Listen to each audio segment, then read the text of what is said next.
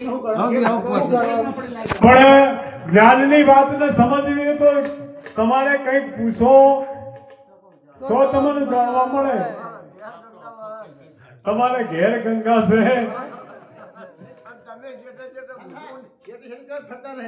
નિરાળું છે, એટલે એને જોવાનું હોય તો કઠિન છે ને એનો વર્તનમાં મેળવું એ ખૂબ કઠિન છે. એટલે પણ એને આપણે શું જોવાનું છે? બેઠા ના હોય.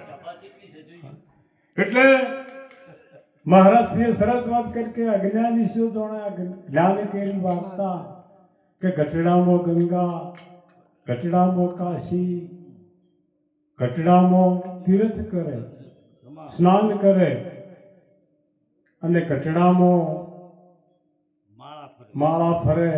આ બધું ગઢડામાં જ બતાવ્યું છે.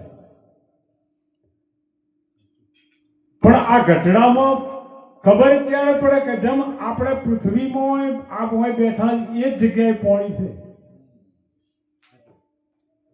પણ એનું આવરણ જો જુદું એક વાળું થાય. જો તમે રીગ લાઈન હોય શેર પાડો અને એનું આવરણ જુદું થાય તો તરત પાણી નીકળે. પણ આપણે એક જો કરો કશું કરવું નહીં, પાણી જોવું. એટલે